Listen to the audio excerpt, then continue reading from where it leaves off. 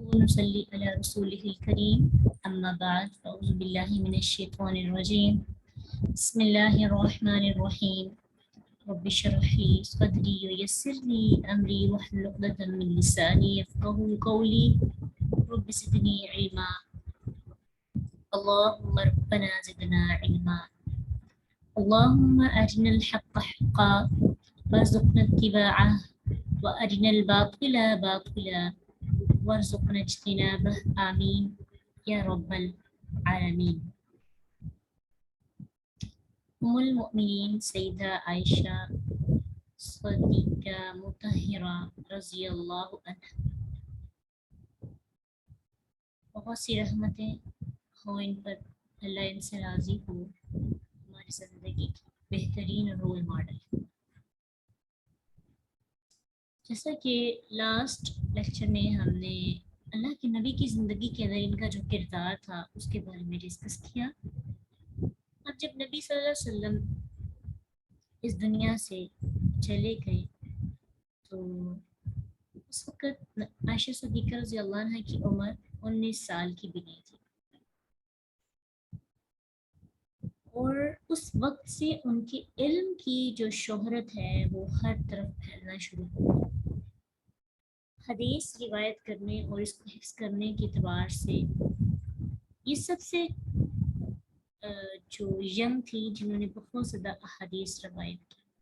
کہا جاتا ہے کہ اللہ کے نبی کے صحابہ میں سے کوئی بھی ایسا گھرانہ نہیں تھا جس میں عائشہ صدیقہ رضی اللہ عنہ اور ابو ہریرہ رضی اللہ عنہ کی حدیث بیان نہ کی گئی۔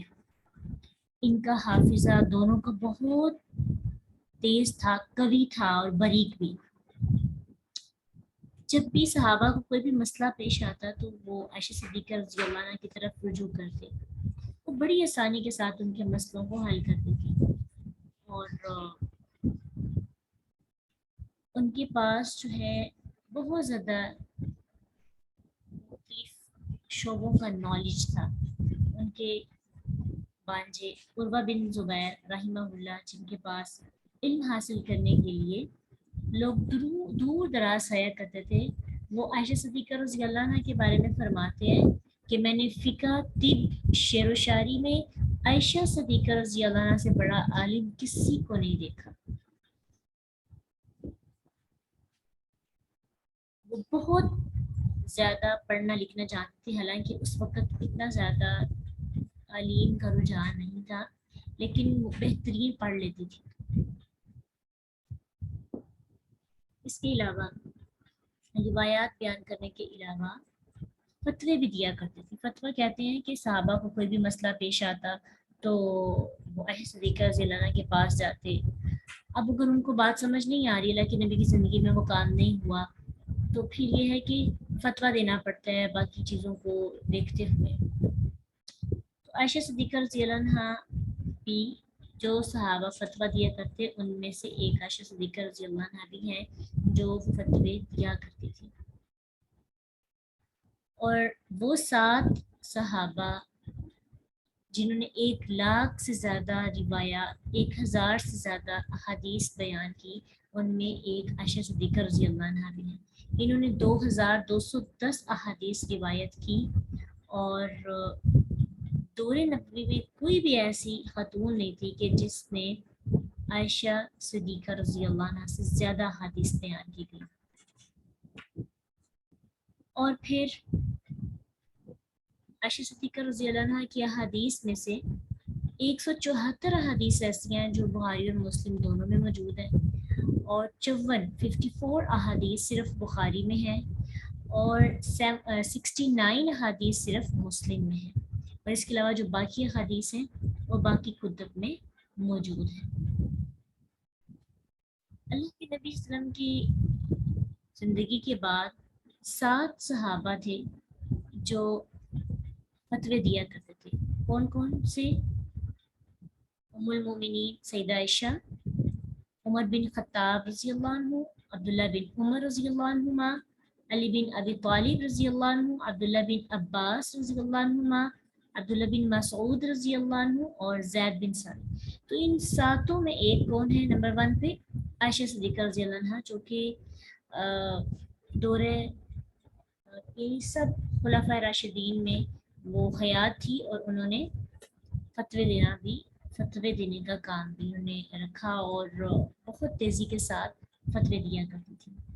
یہ تو تھا ان کا علمی ایک سمجھیں تاثر جو کہ صحابہ کے ساتھ ساتھ تھا. اگر ڈیٹیل میں دیکھا جائے تو ان کی بہت زیادہ باتیں ایسی ہیں علم کے اعتبار سے بھی کہ انسان کو حیران کر دیتی ہیں. اچھا ان کی ایک طرف تو چلے وہ بہت انٹیلیجنٹ تھی نا, تو ایک طرف یہ تھا کہ ان کی فضیلت تو تبھی ہی بڑھ گئی جب ان کے لیے قرآن نازل ہوا. اور بڑے بڑے علماء اور مصنفین عائشہ صدیقہ رضی اللہ عنہا کی تعریف میں بہت کچھ لکھا کرتے اور بہت زیادہ وہ لوگوں نے اپنی محفلوں میں ان کے فضائل اور ان کا مقام, ان کا رتبہ بیان کیا. ان کے بانجے عروہ بن زبیر جو مدینہ کے مفتی تھے فرماتے ہیں کہ میں سیدہ عائشہ رضی اللہ عنہا کی صحبت میں رہا, میں نے کبھی کسی کو کسی آیت, کسی فریضہ, کسی سنت, کسی شعر, کسی لڑائی, کسی حسب نسب, کسی فیصلے یا طب میں آپ سے بڑا عالم یا روایت کرنے والا نہیں دیکھا. میں نے پوچھا حالہ جان طب میں آپ نے کہاں سے سیکھی, آپ کو طب کیسے آتے؟ طب کہتے میڈیکل سے ریلیٹڈ, جیسے آپ اپنے تو بیمار ہو جائے تو ڈاکٹر کو بلاتے ہیں, وہ بہترین تجویز پیش کرتے ہیں. تو اس دور کے اندر اسپیشل کوئی ڈگری نہیں ہوتی تھی, لوگ ایسے ہی نالج حاصل کرتے تھے ایک بڑوں سے, جو بڑے کرتے اس کو اپنے مائنڈ میں سیو کر لیتے. تو کہتی ہیں کہ جب بھی میں بیمار ہو جاتی تو میرے لیے لوگ علاج تجویز کرتے, تو میں اس کو اپنے مائنڈ میں رکھا کرتی تھی. جب کوئی اور بیمار ہو جاتا تو اس کے لیے کوئی دوا بیان کی جاتی تو میں لوگوں سے سنتی, بعض دوائیوں کے بارے میں بتاتے ہوئے تو میں اسے زبانی یاد کر رہی تھی. یعنی ان کا حافظہ بڑا تیز تھا. آپ اب سمجھ رہے ہوں گے کہ اللہ کے نبی صلی اللہ علیہ وسلم کی ان کے ساتھ شادی نکاح کیوں ہوا, کیونکہ اللہ سبحانہ تعالیٰ نے امت کے لیے بہت بڑا ذخیرہ سیو کرنا تھا. اور وہ ایک انٹیلیجنٹ, اور ویسے بھی جو بچپن کی عمر ہوتی ہے اس کے اندر ہی انسان بہت زیادہ مائنڈ اس کا ایکٹیو ہوتا ہے. جیسے جیسے عمر بڑھتی جاتی ہے مائنڈ کی جو رفتار ہے وہ کم ہوتی جاتی ہے. تو بچپن میں ویسے بھی آپ نے سنا ہوگا بچپن میں لکھا پتھر پہ لکھے کے برابر ہے, تو بچپن کی باتیں انسان کو یاد رہتی ہیں. تو اسی لیے تو عائشہ صدیقہ رضی اللہ عنہا نے اتنی زیادہ حدیث روایت کی, اور بہت سی عورتیں اور بہت سے صحابہ نے ان سے علم حاصل کیا. اور تقریباً بہت سے جو مین مسائل ہیں ان میں عائشہ صدیقہ رضی اللہ عنہا نے روایت کیا. پھر عروہ بن زبیر رحمہ اللہ فرماتے ہیں کہ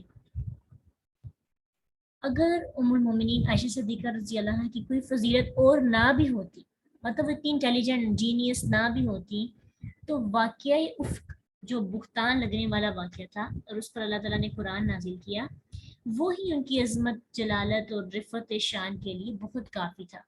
کیونکہ قرآن کے اندر آپ کی جو سچائی ہے اس کا بیان کیا گیا, اور وہ آیات قیامت تک پڑھی جائیں گی. ان کی فضیلت کے لیے یہی ایک چیز کافی ہو جاتی. کہا جاتا ہے کہ میراث یعنی وراثت کے جو مسائل تھے, جب بھی کوئی مسئلہ وراثت کا پیش آتا تو فوراً صحابہ عائشہ صدیقہ رضی اللہ عنہ سے سوال کیا کرتے. اور مزید کہا جاتا ہے کہ ان سے زیادہ کوئی نصاب اور وراثت کے مسئلوں کو زیادہ اچھے طریقے سے بیان نہیں کر پاتا تھا. ابو موسیٰ اشعری رضی اللہ عنہ بیان کرتے ہیں کہ ہم اصحاب رسول صلی اللہ علیہ وسلم کو جب کسی مسئلے میں کوئی مشکل پیش آئی, پھر ہم نے اس مسئلے کے بارے میں عائشہ صدیقہ رضی اللہ عنہ سے پوچھا, تو ہم نے ہر مسئلے کا حل ان کے پاس پایا. کہتے ہیں کہ اگر تمام عورتوں کا علم اکٹھا کر لیا جائے اور عائشہ صدیقہ رضی اللہ عنہ کا علم اکٹھا کیا جائے تو ان کا علم, عائشہ صدیقہ رضی اللہ عنہ کا علم تمام عورتوں کے علم سے بڑھ کر ہوگا جو اس وقت میں اس دور میں تھی. امام ظہری رحمہ اللہ فرماتے. پھر نہ صرف ان کے پاس نالج تھا، اگر ان کی جو عملی زندگی دیکھیں تو عملی زندگی میں بھی وہ بہت زیادہ بعمل خاتون تھی. ہم اکثر دیکھتے ہیں کہ اکثر عالم جو بڑے، جن کے پاس بڑے نالج ہوتے ہیں، بہت زیادہ نالج ہوتا ہے، بہت زیادہ علم ہوتا ہے، وہ عمل کے میدان میں بڑا پیچھے ہوتے ہیں. تو اسی لیے ان کے پاس صرف نالج ہوتا ہے، ان کی بات پہ تاثیر نہیں ہوتی. اس کے برعکس ایک اور عالم، ایک اور اسپیکر ہوتا ہے، اس کے پاس نالج تو کم ہوتا ہے لیکن ان کے پاس ان کی بات میں تاثیر ہوتی ہے. عائشہ صدیقہ رضی اللہ عنہا کی بات میں تاثیر تھی. ریزن کیا تھی؟ وہ بہت زیادہ عمل والی خاتون تھی.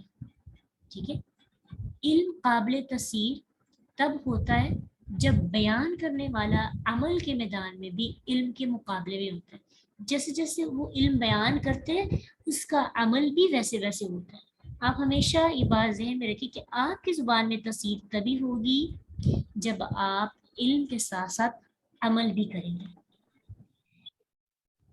ادروائز آپ کا علم آپ کے لیے ہی فتنہ بن جائے گا. دنیا سے بے رغبتی کے لحاظ سے عائشہ صدیقہ رضی اللہ عنہ سے بڑھ کر کوئی نہیں تھا.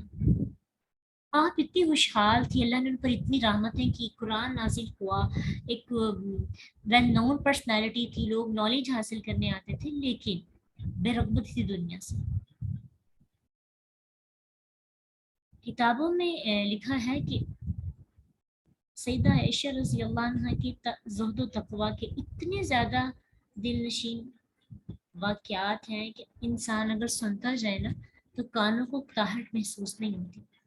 کس قدر ان کو آخرت کی لگن تھی، آخرت کا شوق تھا، آخرت کی خوشحالی کے لیے زندگی گزارتی تھی. اور اگر ان کی صحاوت کو دیکھیں تو ان کی صحاوت سے بڑھ کر کسی کی صحاوت پہ نظر نہیں آئے گی کہ کس قدر ان کو لوگ مال بیچتے اور وہ اس کو اپنے پاس نہیں رکھتی تھی. عروہ بن زبیر ان کے ہی بانجے رحمہ اللہ فرماتے ہیں کہ میں نے سیدہ عائشہ رضی اللہ عنہ کو دیکھا کہ وہ 70,000 تقسیم کر رہی ہیں اور خود اپنی قمیص کے گریبان کو پیوند لگا رکھا تھا. اب امیجن کریں ہم اپنی زندگی کے اندر جیسے ہمیں چند باتیں سمجھ میں آتی ہیں، نالج بڑھتا ہے، ساتھ ہی ہمارے پاؤں زمین سے اٹھ جاتے ہیں اور ہم مقام و رتبہ کے شوقین ہو جاتے ہیں، چاہت رکھنے لگتے ہیں کہ ہمارے پاس تو علم ہے، ہم تو ٹیچر ہیں، ہم تو لوگوں کو سکھاتے ہیں، ہماری پرسنالٹی ایسی ہونی چاہیے، ہمارا لباس ایسا ہونا چاہیے، ہماری چیزیں جو ہیں ان کی وہ سب سے زیادہ اچھی ہونی چاہیے. ٹھیک ہے. اب اس طرف دیکھیں کہ عائشہ صدیقہ رضی اللہ عنہ کتنے لوگوں کو سکھاتی ہیں، لوگ ان کی کتنی عزت کرتے ہیں. ان کے پاس جب بھی کوئی مال آتا ہے یا لوگ ان کو پیسے بیچتے، ظاہری بات ہے اللہ کے نبی صلی اللہ علیہ وسلم کی بیوی سمجھ کر بھی اور ویسے بھی ان کے سر رسول کی وجہ سے ٹیچر کو گفٹ بھیجا جاتا ہے، بھیجا کرتے تو وہ لوگوں میں تقسیم کرتے تھے. ایک دفعہ سیدنا معاویہ رضی اللہ عنہ نے عائشہ صدیقہ رضی اللہ عنہ کے پاس 1,00,000 درہم بھیجے. تو عروہ بن زبیر رحمہ اللہ فرماتے ہیں کہ اللہ کی قسم شام نہ پڑنے دی کہ وہ سب تقسیم کر دیے. آپ کی کنیز نے کہا کاش اگر آپ 1 درہم کا گوشت ہمارے لیے بھی خرید لیتی. تو اس پہ عائشہ صدیقہ رضی اللہ عنہ نے غصے کے لہجے میں کہا اگر تو یہ بات نہ کہتی تو کیا ہوتا، اور کہا کہ اس دن ان کا روزہ تھا. اور امام ذہبی رحمہ اللہ فرماتے ہیں کہ ام المومنین ہمارے زمانے کے سب لوگوں سے زیادہ معزز، سخی، صحاوت کے حوالے سے ان کے بہت سے واقعات ہیں. اور اگر ان کی عبادات دیکھیں، صرف آپ دیکھیں کہ ان کو مال سے محبت نہیں تھی. تو ایک چیز ہمیشہ اپنے ذہن میں رکھیں، لفظوں کی محبت سکوں کی محبت ختم کر دیتی ہے. جو لوگ علم والے ہوتے ہیں، حقیقی علم کا شوق ہوتا ہے ان کو، اور وہ اپنے علم کے ساتھ ہی جو ہے وقت گزارتے ہیں، تو کم و بیش آپ کو ایسے لوگ نظر آئیں گے جو زیادہ اچھے والا عمل عالم ہوتا ہے نا، اس کو مال کی محبت نہیں ہوتی، اس کو علم کی دولت سے محبت ہوتی ہے. सिक्कों की दौलत से मोहब्बत उसको कम ही होती है। तो अगर आज के दौर में देखा जाए तो बिल्कुल अपोजिट मिसालें आपको नजर आए। अगर उनकी इबादत देखी जाए तो अल्लाह के नबी की ज़िंदगी में उन्होंने परवरिश पाई। पहले उनका जो अबू बकर सिद्दीक रज़ी अल्लाह अन्हु के घर में उनकी तरबियत अच्छी हुई, फिर आप वसल्लम के साथ वो रहीं। ठीक है, तो जैसे जैसे आपकी इबादत थी, आपके तरीके थे, वो बहुत ज़्यादा इम्प्रेस हुई। यानी वो अपने शरीके हयात की इबादत, खूबियाँ और बातों से इतनी मुतासिर थी कि अल्लाह के नबी वसल्लम के अहकामात के मुताबिक उनके नक्शे कदम पर चलने लगी। इबादत के मैदान में वो आगे आगे थी, रात को क़याम किया करती थी। आप देखिए इतना, वो सुबह थक भी जाती होंगी, काम भी करती थी, लोगों को नॉलेज भी देती थी और मुख्तलिफ तरह के लोग उनके पास मिलने भी आते थे, लेकिन रात को क़याम किया करती थी, दिन को रोज़े रखती थी। यहाँ तक कि वो नमाज और रोज़े की मोहब्बत में बहुत आगे थी। बयान किया जाता है कि तकरीबन वो हर रोज़ रोज़ा रखती थी और हज और उम्रा करना उनको बहुत पसंद था। तो एक बात हमें इससे पता चलती है कि अपने शरीक हयात की खूबियाँ और इबादत पर गहरी नज़र होनी चाहिए। समझिए, आप पीएचडी करें, एमफिल करें अपने शरीक हयात की खूबियों और उनकी इबादत पर, क्योंकि इंसान पर अपने साथी के छायों का असर जिस कदर जल्दी होता है, बाज़ वैसा असर किसी फसीह और बलीग तकरीर से भी नहीं होता। इंसान जितना ज़्यादा जल्दी अपने साथ रहने वालों से सीखता है ना, वो इंसान किसी तकरीर किताब से नहीं सीखता। क्योंकि जब आपको रोल मॉडल सामने नज़र आता है तो आपके लिए पिक करना चीज़ों को आसान हो जाता है।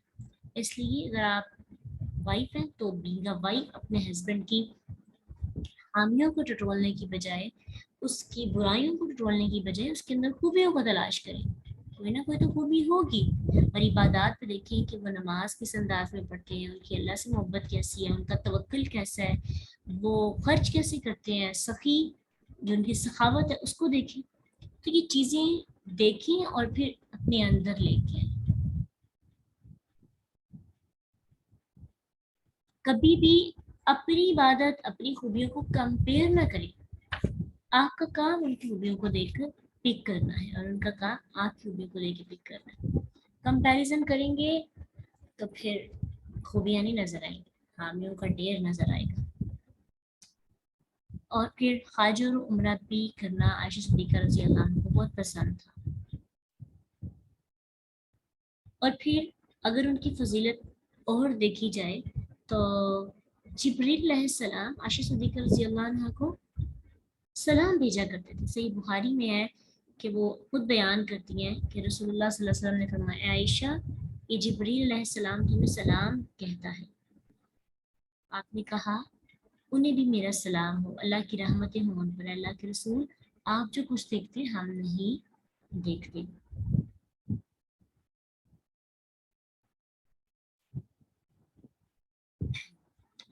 और फिर इसी तरह अल्लाह के नबी सल्लल्लाहु अलैहि वसल्लम उनकी जो तारीफ है किस तरह करते हैं कि आयशा सिद्दीक़ा रज़ी अल्लाह अन्हा की फजीलत तमाम खवातीन पर ऐसी है जैसे फरीद की फजीलत तमाम खानों पर है।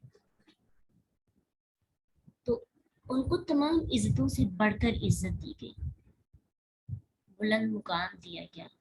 इल्म की महफिल में भी वो आगे थी, फसीह और बलीग थी, उनको शेर व शायरी से बड़ा लगाव था। वो बहुत अशार कहा करती थी।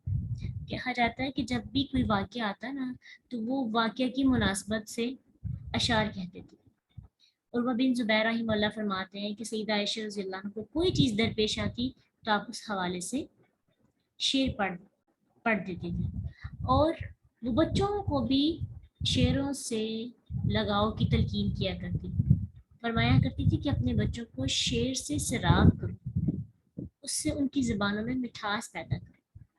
और फिर कहा जाता है कि लबीद बिन रबिया के तकरीबन 1000 अशार बयान किया करती थी। जब भी कोई वाक़या पेश आता तो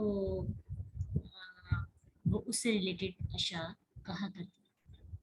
यानी उनको शेर व शायरी से भी बहुत लगाव था, यानी वो समझें कि अदबी भी थी, और जैसे कि उनकी ज़ुबान में भी तसीर थी, उनके अमल में भी, उनकी बात में भी, तो अशार से भी वो बात को मुख्तसर तरीके से बयान करने वाली सलाहियत भी रखा करती थी। बहुत सी बातें जो हैं उन्होंने अशार के ज़रिए लोगों को बयान किया। उनके कुछ अक़वाल भी हैं, उनके अक़वाल भी आज हम देखेंगे कि कुछ ऐसे ज़री असूल उन्होंने लोगों को बताए, सिखाए। तो कोटेशंस उनकी जो कि हमने कभी हम तक पहुंची नहीं, या फिर हम क्योंकि मुतालिया नहीं करते तो हमें पता नहीं चलता। तो आज उनकी कुछ कोटेशंस भी देखेंगे कि इतनी गहरी बातें उन्होंने की। एक तो था कि रिवायात, अल्लाह के नबी वसल्लम की बातें वर्ड टू वर्ड याद करना, फिर लोगों को बताना, इसके लिए काफ़ी हाफ़िज़ की ज़रूरत होती है कि नहीं एक भी बात गलत ना बताई जाए। हाफ़िज़ के साथ साथ बाशऊर भी थी। कुछ लोग इंटेलिजेंट होते हैं, जीनियस नहीं होते। आयशा सिद्दीक़ा रज़ियल्लाहु अन्हा इंटेलिजेंट भी थी और जीनियस भी थी, टैलेंट भी था उनके अंदर, खुद भी बात किया करती थी, और उनकी बात भी बहुत ज़्यादा फसीह और बलीग हुआ करती। कहती हैं कि आपका एक कौल बहुत खूबसूरत कि अल्लाह भला करे तकवा का, जिसने गैज़ो गज़ब वाले के लिए कोई शिफा न छोड़ी। फिर इसी तरह एक और कौल उनका कहती है कि 3 रातों को जागने वाले अशख़ास सिर्फ 3 हैं। कौन कौन से? एक वो बंदा रात को जागता है जो नमाजी होता है, और एक वो बंदा जो मुसाफिर होता है, और जो तीसरा बंदा है जिसकी नई शादी होती है। यानी गहरी नज़र रखने वाली, ठीक है, उन्होंने बिल्कुल रियलिटी बयान की कि 3 बंदे ही जा सकते हैं, या तो कोई सफ़र कर रहा हो, या तो कोई नमाज पढ़ रहा हो, तो या फिर कोई नई शादी वाला हो। उस वक्त चूँकि हम लोगों के पास इस तरह से सहूलतें नहीं थी। आज तो हम सोशल मीडिया पे रातों को गुजारते रहते हैं, लेकिन आज के दौर में तो ज़माना फ़ोन का है। अगर आप अपने मोबाइल को माइनस कर दें तो रात को जागना आपके लिए बहुत मुश्किल होगा। जब कभी आप थोड़े साल पीछे जाएँ, जब मोबाइल इतना नहीं था आप लोगों के पास, तो आप जब क़यामुल लैल करते तो बहुत मुश्किल होता जागना, बहुत ज़्यादा। जगा नहीं जाता था, लेकिन आज आपके लिए आसान हो गया, क्योंकि हर 1 घंटे के बाद मोबाइल चेक करना होता है, और मोबाइल की लाइटें हमें, और मोबाइल की एक्टिविटीज़, आप मोबाइल खोलते हैं तो ऐसे लगता है जैसे हम किसी अलग से दुनिया में आ गए। यकीन जाने अब तो प्राइवेसी जो होती है ना, इंसान की पर्सनल चीज़ें होती हैं, लोग उसको भी बयान करने लगे हैं, और इस कदर वज़ाहत के साथ कि शर्म और हया की कोई बात ही नहीं रही। यानी अब कुछ भी छुपा हुआ ढका हुआ नहीं रहा। आप चाहें तो वहाँ सब कुछ आपको मिल सकता है। आज का ज़माना इस कदर बदल चुका है। खैर, उसके बाद रिस्क की तलाश के बारे में भी उनका एक कॉल है। कहती हैं कि ज़मीन के कोनों में रिस्क तलाश करो। यानी इससे मतलब ये होगा कि आपको रिस्क के लिए मुख्तलिफ जगहों पे भी जाना पड़े, तो रिस्क की तलाश के लिए जाओ, हलाल रिस्क के लिए, बजाय इसके कि आपको मारना पड़े।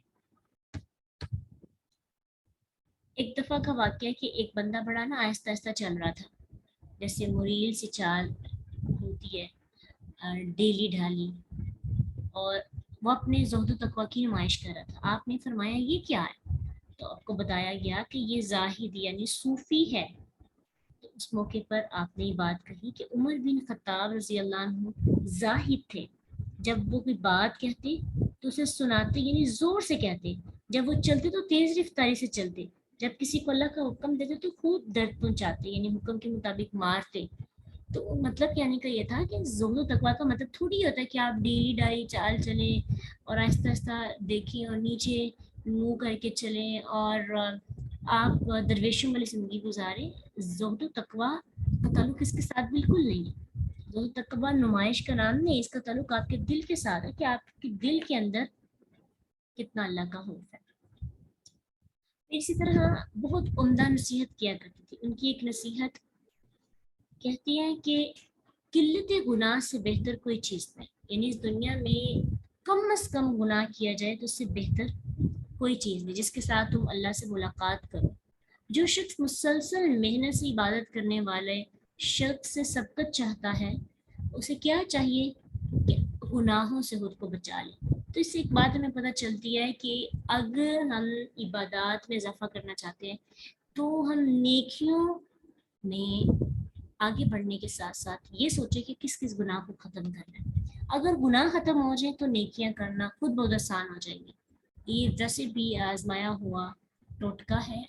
ہم مزید اس کو پر ایکسپیرینس کر سکتے ہیں کہ ہم روز ایک ایک گناہ کو ختم کرتے جائیں یا ویکلی گناہوں کو ختم کرتے جائیں تو ایک ماہ میں 4 گناہ ختم ہوتے ہیں اور 2 ماہ میں 8 ختم ہوتے ہیں اور پھر آگے بڑھاتے جائیں. 10 ماہ محنت کریں گے تو 80 گناہ 40 جو ہیں گناہ ہمارے ختم ہو جائیں گے. تو 40 گناہ جس کی زندگی کے اندر اگر پورا سال اس پہ محنت کریں گے تو 48. تو کتنے گناہ ہمارے جو ہیں اپنی زندگی سے ہم ختم کر سکتے ہیں. ٹھیک ہے لیکن ہم نے کبھی پورے ہمارے سال گزرتے ہیں اگلا سال جب آتا ہے تو ہم اس سے بڑھ کر گناہ گار ہوتے ہیں. تو کم از کم ایک فائدہ ہوتا ہے گناہوں پر نظر رکھنے کا گناہوں کو ختم کرنے کا کہ انسان کیا کرتا ہے کم از کم باقی مزید گناہوں سے انسان بچ جاتا ہے. پھر اسی طرح ایک اور ان کا قول ہے فرماتی ہیں بلکہ یہ قول ہمیشہ وہ کہا کرتی تھی کہ جو ایسا عمل کرتا ہے جس سے اللہ ناراض ہوتا ہے تو اللہ تعالیٰ لوگوں میں جو اس کی تعریف کرتا ہے وہی بندہ اس کی مذمت کرنے لگتا ہے. اللہ اکبر. یہ بہت ہی خطرناک بات ہے کہ آپ کی تعریف کرنے والے آپ کے اگینسٹ ہو جائے تو پھر معاشرہ اس کی بات زیادہ مانتا ہے. یہ تو اس کا دیوانہ تھا یہ تو اس کی باتیں تعریف کرنے والا تھا. آج اسی کی زبان پر اس کی مذمت ہے گویا کہ اس کے اندر واقعی کوئی نہ کوئی عیب ہے. ایسا کب ہوتا ہے جب انسان اللہ کی ناراضگی والے کام کرنے لگتا ہے. تو یہ بڑی گہری بات ہے ہمیں ان کو پک کرنا چاہیے اور امپلیمنٹ بھی کرنا چاہیے. پھر سیدہ عائشہ رضی اللہ عنہ کے بارے میں کہا جاتا ہے کہ وہ شکوک و شبہات الزام تراشی شہرت طلبی اور باتونی بننے سے بہت زیادہ اجتناب کیا کرتی تھی. لوگوں کو نصیحت کرتی لوگوں کو باتیں سمجھاتی گائیڈ کرتی. ایون کہ حیا کے بارے میں انہوں نے زیادہ گائیڈ کیا. کہتی ہیں کہ حیا خوش اخلاقی کا سردار ہے. بہت گہری بات چند الفاظ میں انہوں نے کہہ دی کہ جس کے اندر حیا ختم ہو جاتی ہے نا اس کا اخلاق سب سے پہلے بگڑتا ہے. یہ بات آپ دیکھیں بھی اور اس پر ذرا تھوڑا سا غور بھی کریں کہ جب انسان کے اندر حیا نہ رہتی پھر انسان بدتمیزی بھی کرتا ہے گالی گلوچ بھی کرتا ہے بد زبانی کرتا ہے. پھر انسان دوسروں کے بارے میں نیگیٹو باتیں کہتا ہے چغلی کرتا ہے غیبت کرتا ہے. تو حیا خوش اخلاقی کا سردار ہے. پھر اسی طرح ایک اور جگہ فرماتی ہیں کہ جس نے احسان کیا ہو اس کی طرف دل کھینچتے ہیں اور جس نے برا سلوک کیا ہو دل اس سے نفرت کرتے ہیں. دلوں کے بارے میں انہوں نے ایک اور بات بیان کی. کہتی ہیں کہ اللہ تعالیٰ کی ایک ایسی مخلوق ہے جن کے دل پرندوں کے دلوں کی طرح ہوتے ہیں. جب ہوا نرم پڑے تو وہ بھی ساتھ ہی مائل ہو جاتے ہیں لیکن کچھ بزدل دل ہوتے ہیں. اور فرماتی ہیں افسوس بزدلوں پر افسوس. جس کا پتہ چلتا ہے کہ نرمی کے مقابلے میں بزدل دل ہوتے ہیں. نرم دل بخادر دل ہوتے ہیں اور جو لوگ معاف کرنے والے نہیں ہوتے جن کے دل لوگوں کی باتوں پہ پگھلنے والے نہیں ہوتے وہ بزدل دل ہوتے ہیں. یعنی وہ اپنے دل کا مقابلہ ہی نہیں کر پاتے. اپنے دل کے ساتھ ہی ان کی کمیونیکیشن نہیں ہوتی صحیح سے. اگر دل کے ساتھ بات کر لی جائے نا تو دل اتنا برا نہیں ہوتا کہ وہ لوگوں کو معاف نہیں کرے. لیکن جو لوگ بزدل دل رکھتے ہیں وہ اپنے دلوں کو نرم نہیں کرتے. پھر اللہ کی اطاعت کے بارے میں بیان کرتی ہیں کہ جس نے لوگوں کو ناراض کر کے اللہ کو راضی کر لیا اللہ تعالیٰ اس کے اور لوگوں کے درمیان اس کے لیے کافی ہو جاتا ہے، اور جس نے اللہ کو ناراض کر کے لوگوں کو راضی کیا تو اللہ تعالیٰ اسے لوگوں کی سپرد کر دیتے ہیں۔ تو اب یہ تھا سب کے لیے اوور آل جو کچھ ان کی کوٹیشنز تھی۔ اب اسپیشلی جو انہوں نے خواتین شادی شدہ لڑکیوں کے لیے، کپلس کے لیے انہوں نے کچھ باتیں کہیں کہ بیوی کو خامند کی خوشی کے لیے کیا کیا کرنا چاہیے، کیسے کیسے زندگی گزارنی چاہیے، کون سی ٹپس اینڈ ٹرکس انہوں نے بتائیں۔ پاسبل ہے انہوں نے ان کو فالو کیا ہوگا، اسی لیے تو اللہ کے نبی ان سے بہت زیادہ محبت کرتے تھے۔ تھوڑی ینگ ایج تھی نا، تو ینگ ایج کے اندر نئی نئی آئیڈیاز آتے کہ میرا خامند ایسے خوش ہو سکتا ہے، ایسے خوش ہو سکتا ہے، تو انہوں نے بڑی رہنمائی کی۔ بلکہ وہ اسپیشلی نصیحت کیا کرتی تھی کہ نکاح ایک بندھن ہے، تو ان میں سے ہر ایک کو اچھے طریقے سے دیکھ لینا چاہیے، اپنی عزیز بچی کو کسی کے ساتھ بھی باندھ نہ دیں، کوئی بھی بندہ لیا اٹھا کے اس کے ساتھ باندھ دیا، دیکھ بھال کر شادی کرے۔ اور پھر اسی طرح وہ یہ بھی کہا کرتی تھی کہ چھوٹی عمر کی بچی کی دلچسپی کا لحاظ رکھو، اس کا اندازہ لگا لیا کرو کہ جو کھیل کود میں دلچسپی رکھتی ہے تو اس کے ساتھ ویسے ہی ٹریٹ کرنا چاہیے۔ شادی شدہ خاتون کو ایک دفعہ انہوں نے نصیحت کی، کہتی ہیں کہ اگر تیرا خاوند ہے اور تو اس بات پر استطاعت رکھتی ہے کہ اپنی آنکھوں کو بہت بہتر اور خوبصورت بنا کے اس کے سامنے پیش کرو تو ایسا ضرور کر۔ یعنی یہ تو آج ہم کہتے ہیں نا کہ خاوند کے سامنے میک اپ کرنا چاہیے اور بڑا اچھا بن کر اس کے سامنے آنا چاہیے تاکہ وہ اٹریکٹ ہو۔ اس وقت اس دور کے اندر وہ خواتین کو نصیحت کرتی ہیں کہ اپنی آنکھوں کو خوبصورت بنا کر اپنے خامد کے سامنے پیش کروں، کیونکہ خامد اور ویسے بھی آنکھیں اٹریکٹیو ہوتی ہیں، اور آنکھوں سے بڑا جلدی انسان اٹریکٹ ہو جاتا ہے۔ انسان کے دیکھنے کا انداز، انسان کا آنکھوں کا جو سٹائل ہوتا ہے نا، جب آپ کسی کو بری نظر سے دیکھتے ہیں، نگیٹیو نظر سے دیکھتے ہیں تو وہ بھی نظر اگلے کو سمجھ آ جاتی ہے، جب آپ پیار کی نگاہ سے دیکھتے ہیں تو وہ نظر بھی دل تک چلی جاتی ہے۔ تو دیکھنے کا سٹائل بھی پیارا ہو اور آنکھیں بھی خوبصورت بنا کر خاوند کے سامنے، اگر آپ کے پاس استطاعت ہے، یعنی طاقت ہے، وقت بھی ہے، مال بھی ہے، آج تو سب کچھ ہوتا ہے نا آپ کے پاس، ہلکا سا آپ کاجل لگا رہے ہیں تو آپ کی آنکھیں پیاری لگنا شروع ہو جاتی ہیں۔ تو جو خاص طور پہ شادی شدہ خواتین ہیں ان کو اس چیز کا تھوڑا خیال رکھنا چاہیے، ایکٹیو ہو کر، فریش ہو کر خاوند سے، مطلب جب وہ آئیں گھر میں تو ان کو ویلکم کرنا چاہیے۔ تو یہی بات نہیں ہے، کہنا بہت آسان ہوتا ہے، بہت مشکل ہے یہ ان چیزوں پر جب آپ ریگولر، ایک ہوتا ہے کہ آپ کے خامد کے ساتھ یعنی کبھی کبھار ان کا آنا ہے، جیسے کہ کچھ ایسے دور دراز علاقوں میں رہتے ہیں، جیسے باہر چلے جاتے ہیں یا کام کے سلسلے میں کہیں اور جاتے ہیں تو آپ پھر ان کے لیے ریڈی ہو جاتے ہیں، ان کے آنے پر یہ ایزی ہے۔ لیکن وہ خواتین جو مسلسل اپنے خامد کے ساتھ ریگولر رہتی ہیں تو انہوں نے گھر کے سارے کام بھی کرنے ہوتے ہیں، تو خامد کے آنے سے پہلے خود کو ایکٹیو رکھنا، ریڈی رکھنا تھوڑا سا ہیٹک ہے، لیکن آپ کس قربانی کا صلہ بھی اللہ سبحانہ تعالیٰ آپ کو دیتے ہیں۔ تو پہلے زمانے کی خواتین ہوتی تھی نا، کچھ دن پہلے ہم اس پہ ڈسکشن کر رہے تھے، تو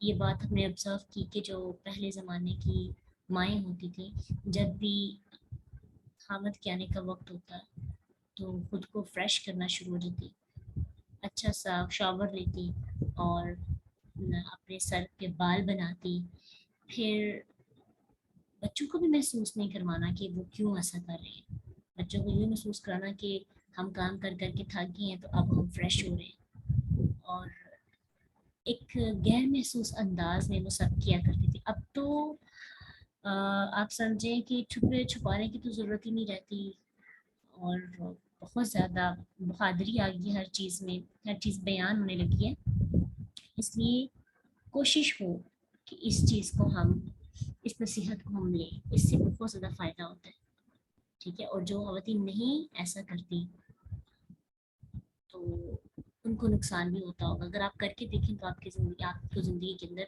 آپ سوچیں کہ آپ گھر سے باہر جائیں تو تھکے ہوئے آئیں گھر میں، تو سامنے والے گھر والے آپ کو پانی نہ پوچھیں، یا پھر ان کو احساس نہ ہو کہ آپ تھکے ہوئے ہیں، تو آپ کو بہت غصہ آتا ہے کہ جی یہ باہر گئے ہیں تو کسی نے کچھ پوچھا نہیں، ہم واپس آئے ہیں، دل ہوتا ہے کہ سامنے والے بڑے فریش ہوں، ہمارے آنے سے پہلے گھر میں کھانا بنا ہوا ہو، ہمیں کھانا پیش کیا جائے، یہ ساری چیزیں اگر آپ باہر تھک کے آئے نا تو آپ کو یہ چیزیں محسوس ہوتی ہوں گی۔ تو اسی طرح اگر لائف پارٹنر باہر سے آتا ہے گھر میں تو اس کو بھی فریش فریش گھر چاہیے۔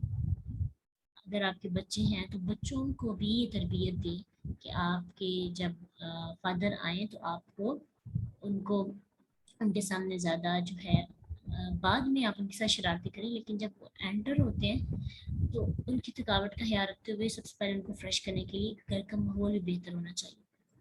نہیں تو وہ رام و سکون والی کہانیاں آپ نے پڑھی ہوتی ہے نا، اکثر گھرانوں میں وہی حال ہوتا ہے۔ اپنے گھرانوں کے ماحول کو بھی پرسکون بنانے کے لیے ایک ماں کا کردار ہوتا ہے، اور ایک بیوی جو ہے وہ اپنے حامد کی ہر چیز کا خیال رکھتی ہے، بچوں نے نہیں رکھنا ہوتا، بیوی کو ہی چیزیں دیکھنی پڑتی ہے کہ کون سی چیز میرے حامد کو پسند نہیں ہے اور کس چیز سے میں نے اپنے بچوں کو جو ہے منع کرنا ہے۔ ابھی کل ہی ایک اسٹوڈنٹ مجھ سے ملنے آئی تو کہتی ہیں کہ ہمارے بابا اتنے سخت نہیں ہیں جتنا ہماری ماما جو ہیں بتاتی ہیں کہ بار بار آپ کے بابا کو یہ بات پسند نہیں ہے، ایسے نہ کرو ویسے نہ کرو۔ تو میں ان کو یہ بھی یہی کہہ رہی تھی کہ آپ کی جو ماما ایک وفادار بیوی بننے کا ثبوت دے رہی ہیں کہ وہ آپ کو ہر اس چیز سے منع کرتی ہیں جو آپ کے فادر کو پسند نہیں ہے۔ تو یہ ایک بہترین بیوی ہی کر سکتی ہے کہ جس کو بجائے اس کے کہ بچوں کے دل میں فتور پیدا کرنے کی کہ آپ کا باپ تو ہے ہی سخت، تو بندیاں لگا رہے ہیں، یہ چیزیں کر رہے ہیں، ایک خامد کو اچھے طریقے کے ساتھ اس کے پیغام کو پازیٹیو وے کے ساتھ پیش کرنا ایک اچھی بیوی، ایک سمجھدار بیوی کر سکتی ہے، ٹھیک ہے، جو بجائے اس کے کہ بچوں کے مائنڈ کے اندر سختی یا پہ بندی کا کانسیپٹ پیدا کرنے کی بجائے کیا مائنڈ میں چیز بنائے لوگوں کے کہ یہ ایک بہترین باپ ہی ایسا کرتا ہے، ٹھیک ہے۔ تو اگر اس پر بات کی جائے تو کافی لمبی گفتگو ہو سکتی ہے، لیکن یہ ہے کہ بہتر طریقے کے ساتھ معاشرے کے سامنے تصویر پیش کر سکتی ہے ایک اچھی اور وفادار بیوی۔